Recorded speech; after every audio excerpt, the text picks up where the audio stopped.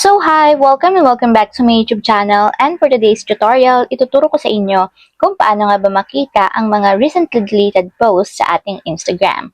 But first, can you subscribe to my channel and don't forget to hit the subscribe button and the bell to notify you for my new updates. And if you want to learn more, just keep on watching and let's start. So ayan guys, for today's video, i-open lang natin ang ating Instagram app. And dito guys, pagka-open mula sa pinakang newsfeed or homepage ng ating Instagram, pumunta lang tayo sa pinakang profile. And then after nyan, dito sa ating profile guys, itap nyo lang yung three horizontal lines na nandito sa upper right corner. And then after nyan guys, dito sa settings and activity, itap nyo lang dito yung your activity. And then after nyan guys, dito naman is scroll up nyo lang. And hanapin nyo guys dito yung recently deleted. So tap nyo lang yung recently deleted.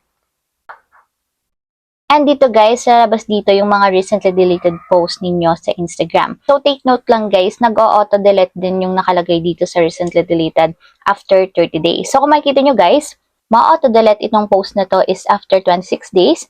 Is ito naman after 5 days, and then ito naman isa is after 5 days din.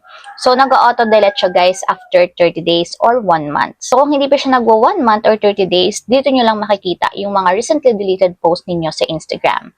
So ayun lang guys, ganun lang kasimple kung paano nga ba makita ang mga recently deleted posts sa ating Instagram.